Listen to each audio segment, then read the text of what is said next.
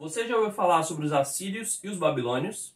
Se você quiser saber mais sobre esse assunto, vem comigo aqui nessa aula. Hoje a aula vai ser sobre a Mesopotâmia Antiga.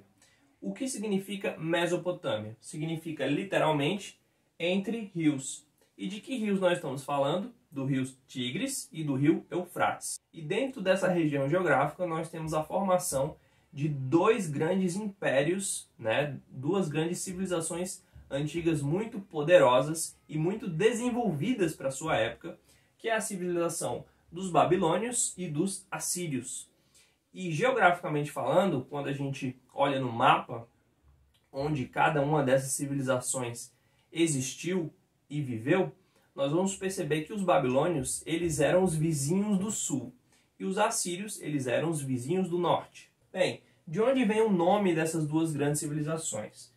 A civilização da Babilônia vem da sua cidade capital, que era a cidade da Babilônia, ou seja, a capital Babilônia deu em nome ao Império Babilônico, assim como o Império Romano, que tinha como capital a cidade de Roma. Já os assírios, eles vêm da capital, da cidade de Assur, Então vai ser a primeira cidade capital deles, mas depois eles vão trocar para uma outra cidade que vai passar a ser a nova capital, que vai ser Nínive, tá? Então Nínive é até uma cidade citada na Bíblia, inclusive, vai ser a nova capital dos assírios. Mas o nome Assíria e Assírios vai continuar fazendo referência à primeira capital, que é Assur. Bem, tanto Assur quanto Nínive eram cidades que tinham seus nomes derivados de duas divindades semíticas, que era justamente o deus Assur e a deusa Nina. Então, a deusa feminina mais importante para os assírios era a deusa Nina, que dava o nome da cidade de Nínive. E o deus masculino mais importante para os assírios era o deus Assur.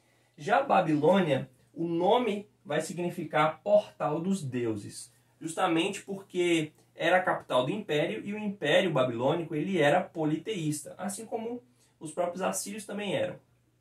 A cidade de Babilônia ela ficava ali às margens de um desses rios que eu havia comentado, que forma a região da Mesopotâmia, que é o rio Eufrates. O outro rio, no caso o Tigres, ele passa justamente pela capital dos assírios. Passando agora para os deuses dos babilônicos, eles também vão ter um casal de deuses, fazendo aqui um certo espelhamento com os assírios, que vai ser o Marduk e a Ishtar. Então Ishtar vai ser a deusa feminina, que vai ser a contrapartida aqui da Nina, e o Marduk vai ser justamente o espelhado do Assur. É o deus masculino da guerra, da vitória, da força, da batalha, enquanto que a Ishtar está mais relacionada à fecundidade, à reprodução, ao sexo, até à prostituição, ao amor. Então tudo que está relacionado mais ao feminino. Na literatura, nós vamos encontrar um grande poema da antiguidade que foi a Epopeia de Gilgamesh. Essa epopeia chegou até nós através da escrita, a escrita dos babilônicos, que era em cuneiforme, tá? Essa epopeia ela vai ser centrada então em um herói principal que vai ser o Gilgamesh. Assim como a gente conhece da literatura grega a Ilíada, que está focada ali no Aquiles, em outros nomes também, e a Odisseia, que é focada 100% no Odisseu, que nós também conhecemos como o nome de Ulisses.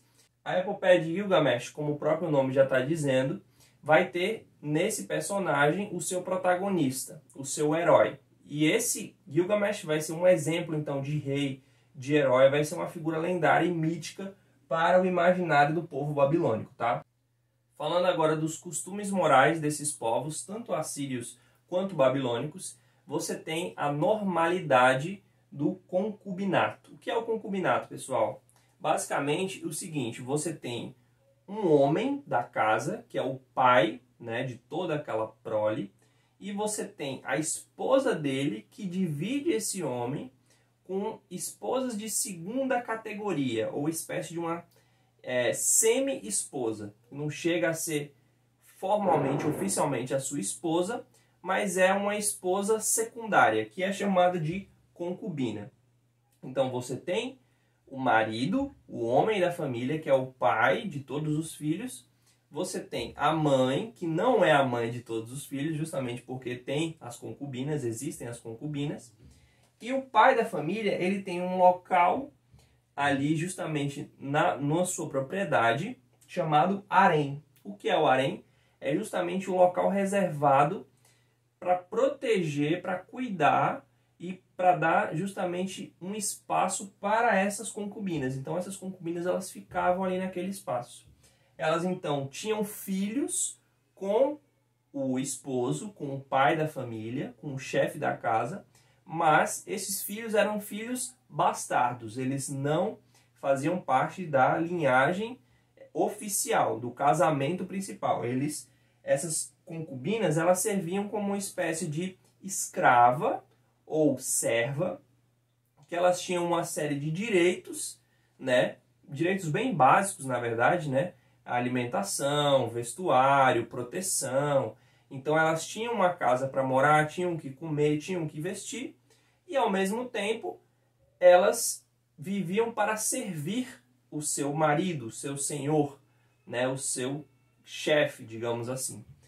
Pessoal, então para terminar, é importante que vocês saibam a cronologia dos impérios, tanto dos assírios quanto dos babilônios.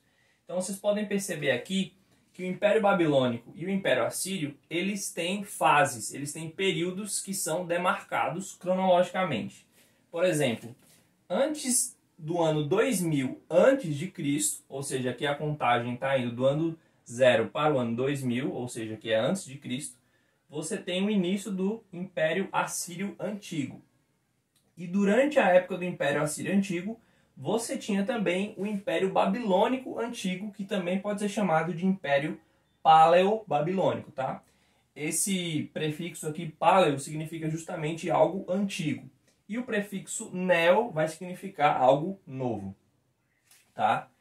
Aqui, já por volta do ano 1500 a.C., o Império Babilônico vai deixar de existir, deixar de ser uma potência, e vai passar por um longo período intermediário, sendo dominado por outras potências, para só, já que por volta do ano 600, ele ressurgir como Império Neobabilônico, e também vai receber o nome de Império Caldeu, tá?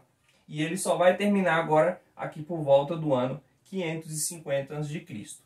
Já no Império Assírio, você tem um período também intermediário, mas esse período intermediário ele não é um período de vacância de poder, mas sim de um império que a gente chama de Império Assírio Médio, ou seja, o poder continua sendo dos assírios.